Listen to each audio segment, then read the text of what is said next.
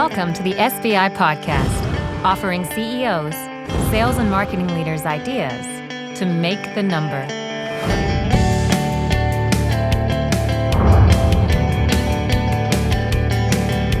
Welcome to the SBI Podcast, a weekly broadcast dedicated to helping you make your number, but getting your peers to share with you how they're making theirs.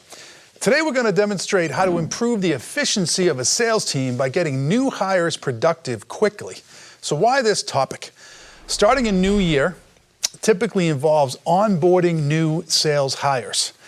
A long new hire productivity cycle can lead to a missed revenue target, and God knows we don't want that.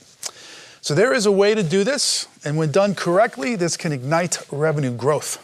My name is Greg Alexander. I'm the CEO of SBI, and I'm also your host today. And helping me today with our demonstration is a Chief Revenue Officer who has expertise in this area. His name is Dave Wirta. Dave, welcome to the show, and please introduce yourself to the audience. Well, hey, good morning, Greg. Thanks for inviting me to join the podcast. My name is Dave Wirta. I'm the Chief Revenue Officer with Greenway Health, based in Tampa, Florida. And what does Greenway Health do?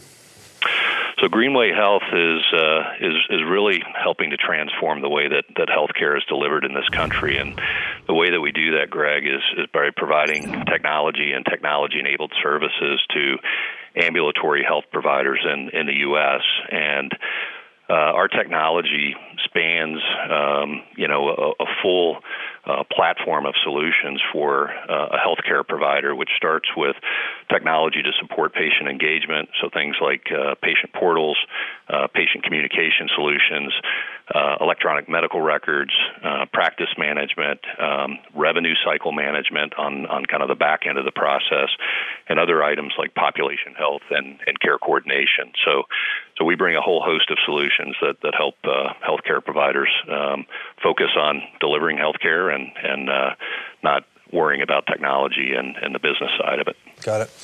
That's quite a broad portfolio. I did not understand that your company did all of those things. It sounds like a large company, so maybe employee count, how big are you guys?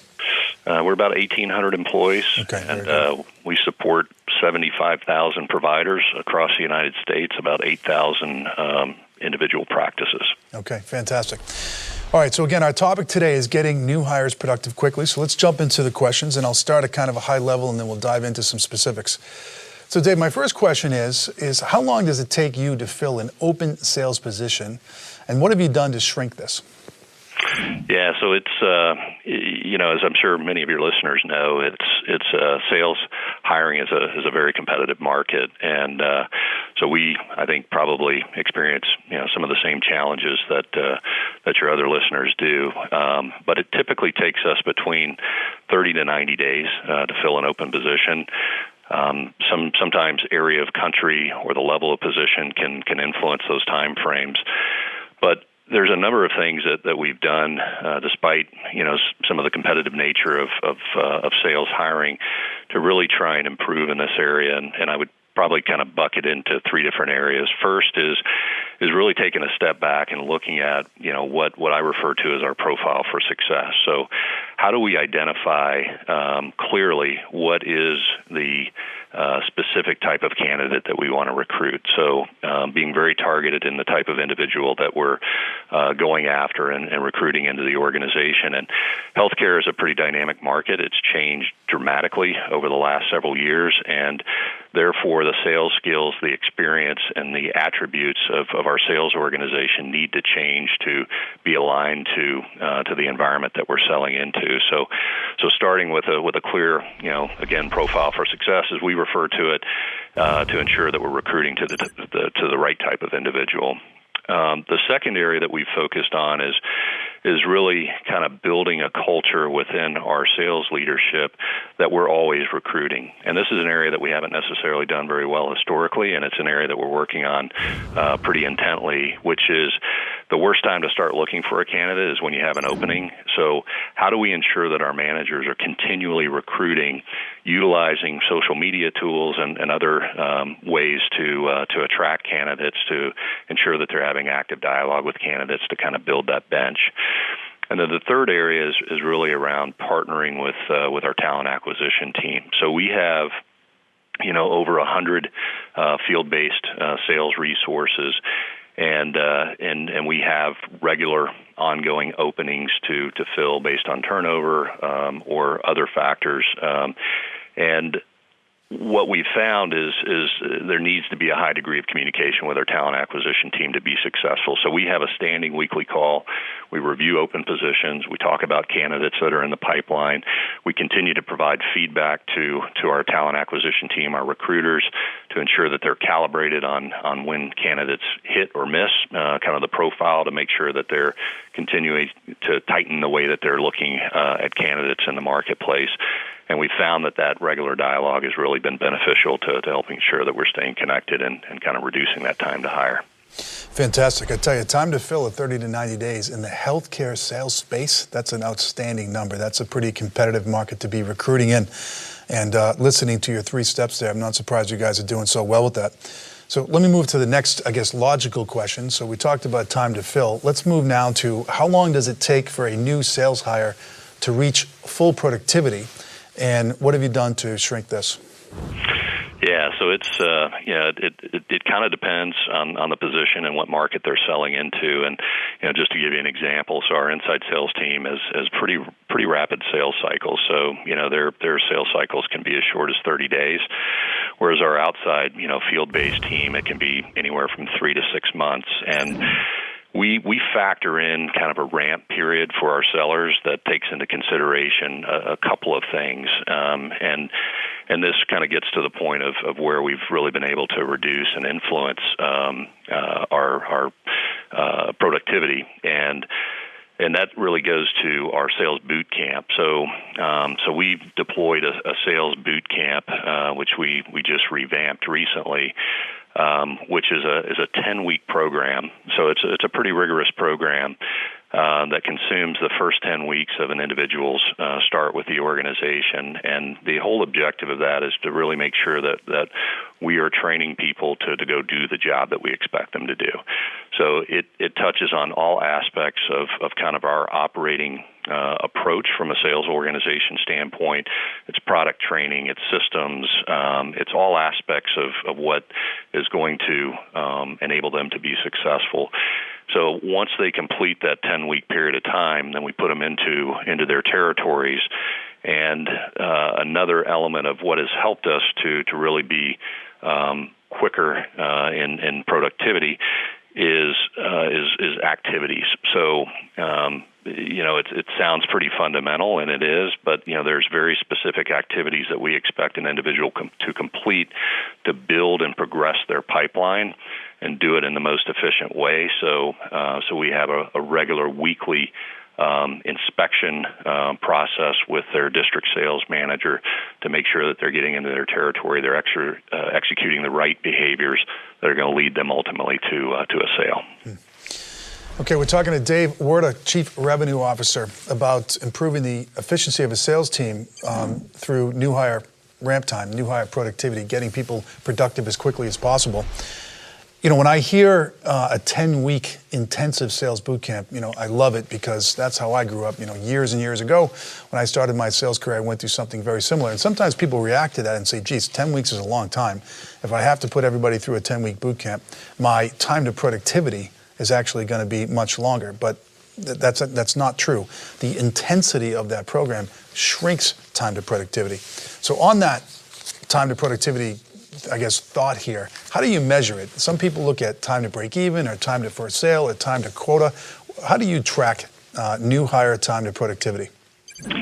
Yeah, so the ultimate measurement there, Greg, is time to first sale. Okay. So we look at, from the point of when they come out of boot camp, what is their time to first sale? So how quickly do they take what they learned, enact that, execute against it, and then generate a new booking for the business? And so that is kind of what we measure to, and we have stated based on historical averages, to time to first sale, which varies, from inside to field based on sales cycles and so forth.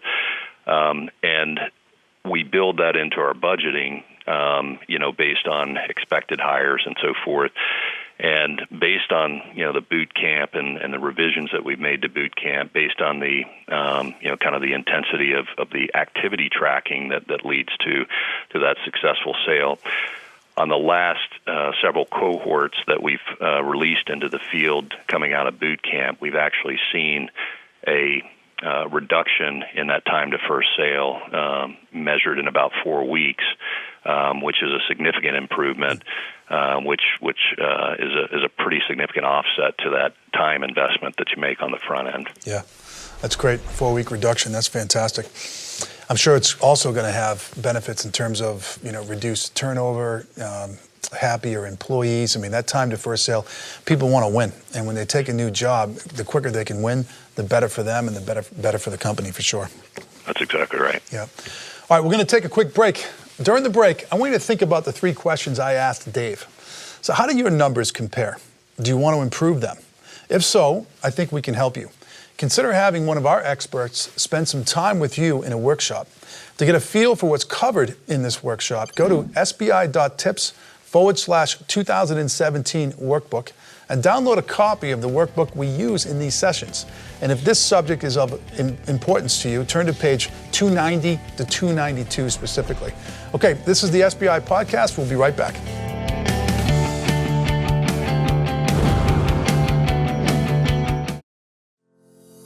Meet Tom. He's the CEO of a leading medical device company, and this is his business partner, the latest SBI Workbook. Every day, Tom uses the workbook to guide his sales and marketing vision. The yellow sticky? That's his corporate strategy. The pink sticky? His product roadmap. The dog-eared section? That's where Tom's mapped out next year's growth plan. The stain on the cover? That's from the champagne he popped open when they made their Q4 number. That was a good day, wasn't it, Mr. Workbook? How do you SBI? Take it to the next level with the SBI Workbook. Order your copy today at howdoyousbi.com.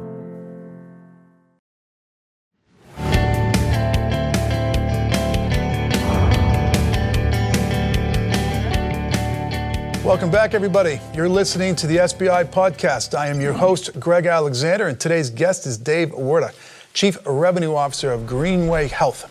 Today we are demonstrating how to improve the efficiency of a sales team by getting new hires productive quickly. So let's jump back into our questions.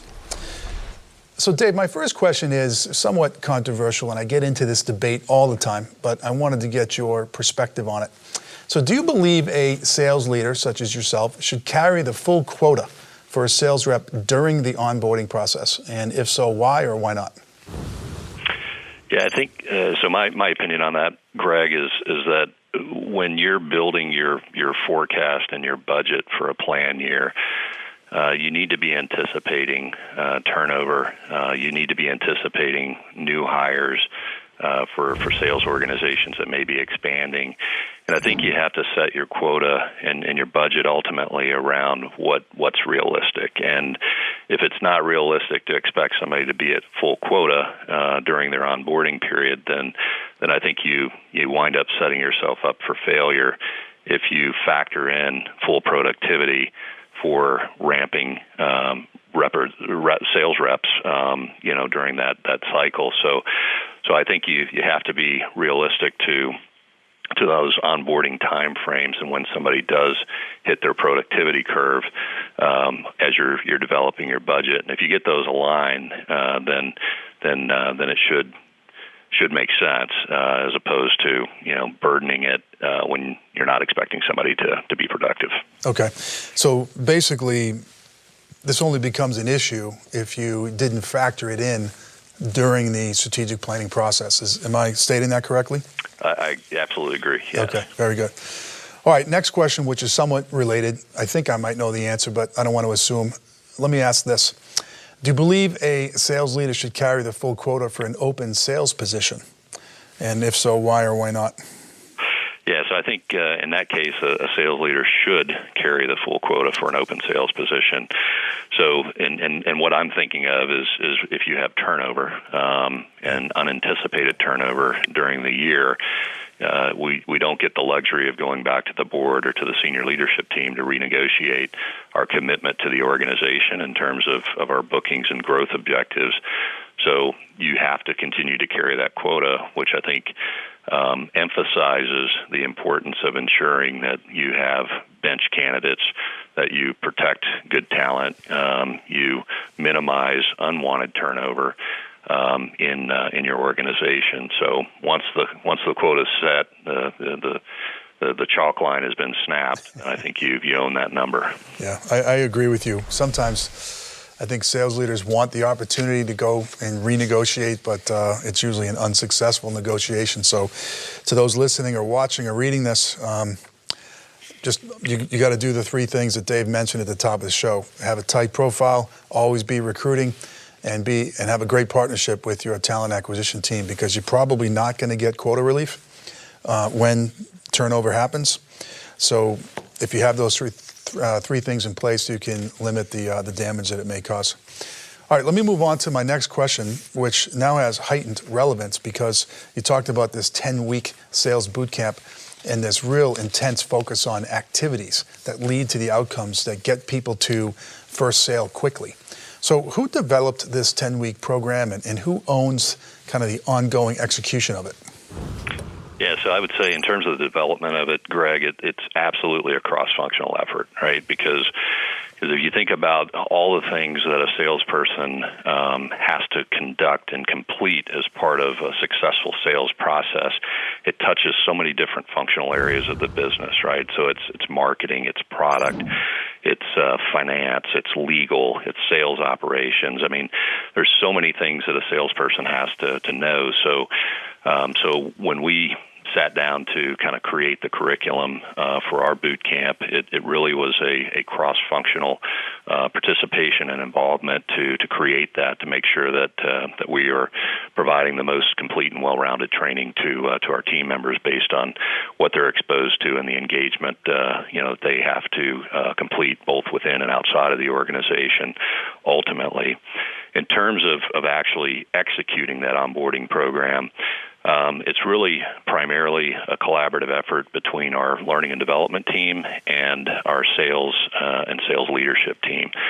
So there's we actually have 3 full-time dedicated sales trainers who work with our team that we have a very tight partnership with. They do an outstanding job of taking our team members through that curriculum. But we have a weekly kind of check-in throughout that 10-week period. So we do testing, we do assessments, we do demo simulations.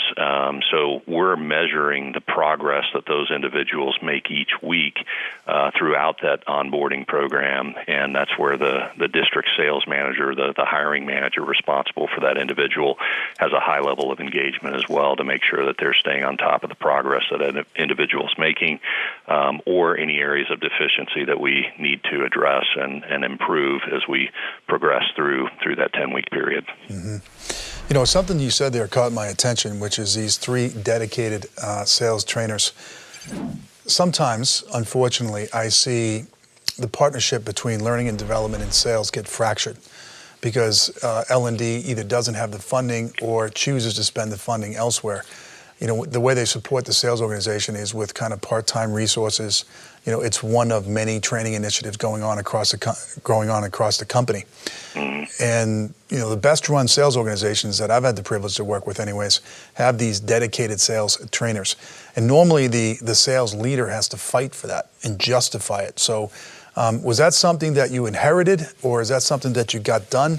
And if you were to advise somebody who might be listening or watching this, who wants to have dedicated sales trainers but has been unable to convince the organization to support that, what would you advise them to do? Yeah, so I would say the framework of the L&D team was here when I joined the organization and was functioning well. Some of the things that we did differently was really kind of ensure that we had a full closed loop kind of feedback process to make sure that we were going back and assessing people that get out into the field and what was working, what wasn't, and how does that influence and inform adjustments we wanted to make in our training program. And but this team is best in class. There is a high level of involvement. Our L&D leader is part of my weekly leadership calls with my sales leadership team. So there's a high degree of involvement and participation. So we certainly haven't experienced kind of that fracturing or degree of separation with them. I think, in terms of how your listeners might want to think about it is really just, the way to build a world-class organization is how well you train and develop your team. And it's not just the onboarding process, which we have obviously a tremendous amount of dedication to, but it's the ongoing training as well. Things change in your industry. They change within your company. They change. Your products change and evolve. You need to have somebody who's dedicated to assessing and watching what those changes are, how they impact the sales organization, and how they need to be trained to be effective in whatever that new environment is. And we deliver, we probably deliver over 75 hours of structured training content to our team on an ongoing basis throughout the year to address all of those different types of changes that are occurring. And so to me, it goes well beyond onboarding in terms of the value that they derive and drive to the organization. If you look at the overall effectiveness of your team, and you can amplify their performance, you can do the math behind that, and that's what the sales trainers do is really make the team better, make them more effective. Yeah. Okay, great. All right, let's take another break. Before you come back, head over to Apple's App Store and download the SBI app. Now, why would you want to do that? This allows you to get all of SBI's sales and marketing content, like this great show today, in a mobile-friendly way. Okay, one more segment with Dave after the break. We'll be back in a brief moment.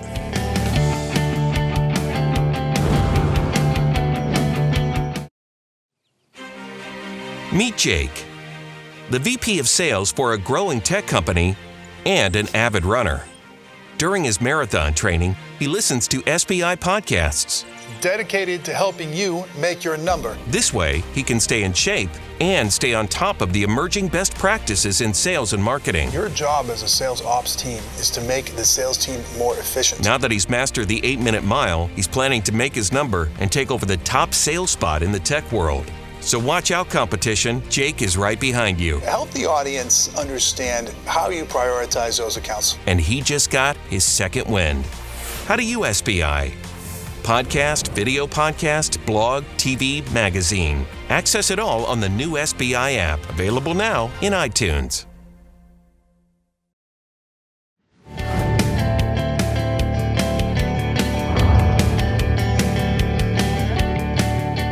Okay, this is our last segment with Dave, demonstrating how to improve the efficiency of a sales team by getting new hires productive quickly.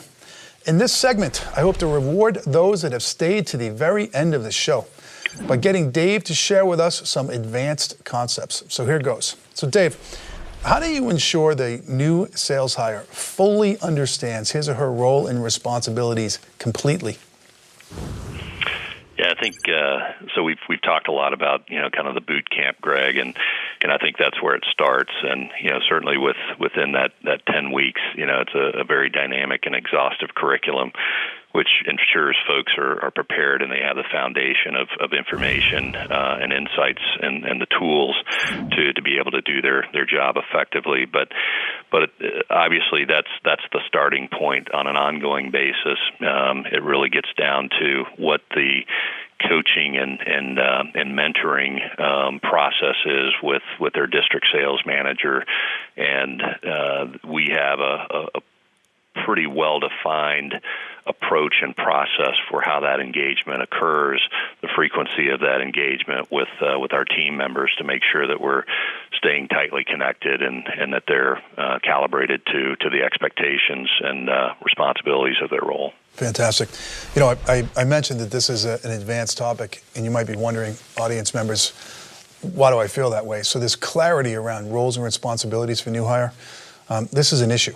Sometimes new hires come in and there isn't as much clarity as there needs to be. So transferring, the new hire to the field, so to speak, and having a pre-built and dedicated focus on coaching and mentoring is one way to do that, and it usually produces great results. So that was a good piece of advice from Dave. All right, let's move to the next question, which is, how do you make sure the new hire has clear direction on how to develop his or her career day one on the job? Yeah, this is an area, Greg, where we've spent quite a bit of time in partnership with our talent and HR team. And it's not just within sales, but it's really organization-wide within Greenway Health, and that is making sure that we have defined career pathing within our organization. It's not something that we just give lip service to. It's something where we commit effort to ensuring that those paths are well-defined and that employees understand those. And then obviously it's up to the managers of those team members to ensure that they're helping them achieve what their individual goals may be. And the great thing is we've got a number of examples, and certainly within my organization, where people were promoted. Almost every one of our frontline managers in the sales organization was promoted from within. So we have numerous examples that we can point to that show success where people deliver. They have the right aptitude and skills to do more. We find a way to help them expand their career. Yeah, that's fantastic. Career pathing. You know, and we talked earlier, way back at the beginning of the show, that Dave's time to fill an open position is between 30 and 90 days. And when you can explain, even during the interviewing process, what the career path may look like if success is had in the current job, that shrinks the recruiting time because somebody gets excited about the job. So glad to hear that your entire organization, not just sales, has really embraced this concept of career pathing. Okay, one more question for you, and then we'll wrap it up here, which is around winning conditions. So you hire the new sales rep, you put him in this 10-week boot camp, then you drop him or her into his territory, and you manage to the activity which produces the outcome. Putting into the territory, right? So now this person is placed into these conditions, and that can have a big impact on whether or not someone is successful, how long it takes them to become successful. So how do you make sure that the new hire is placed in winning conditions? Yeah, it's a great question, and obviously very important. And I think it really kind of starts with ensuring that the individual understands their territory. You know, what's the composition of their territory? Making sure that they understand their compensation plan.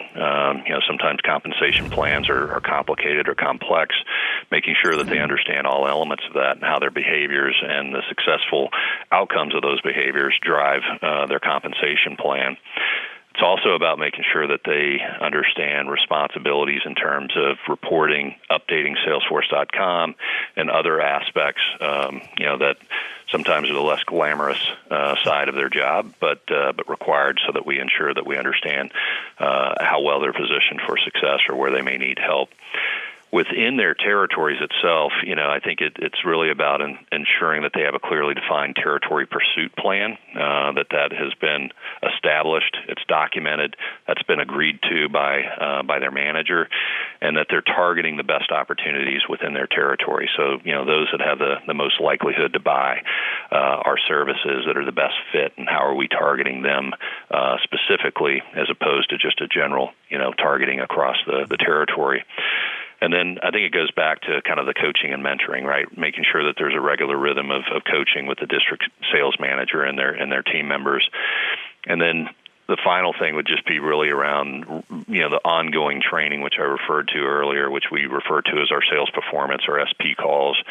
And those are on a weekly basis, making sure that people are participating in those, that they're grasping the content and they're putting that into action within their territories. And if people do all of those things, then they are clearly set up to win. Yeah. You know, I love the inclusion of the territory pursuit plan. You know, sometimes people conclude their onboarding, they put somebody in a job and they say, you know, good luck, go get them. And that approach is not winning conditions. Making sure that all of those things, but in particular the territory pursuit plan, is in place, documented, agreed to, etc., coached and mentored against, really improves the productivity of that new hire once they hit their territory. Okay, Dave, that was a great demonstration on how to improve the efficiency of a sales team by getting new hires productive quickly. So I wanted to thank you for sharing your approach with our audience. Appreciate you being on the show. Thank you, Greg. Appreciate it. All right, and I want to thank the SBI audience for tuning in. You've made us the most popular podcast in this category in 2016, and we really appreciate your loyalty. If you want to learn more about this topic or the other areas we focus on, go to salesbenchmarkindex.com/register and create an account. This allows you to personalize your experience with our content. For instance, you can choose the topics you're interested in and how often you want to learn about them.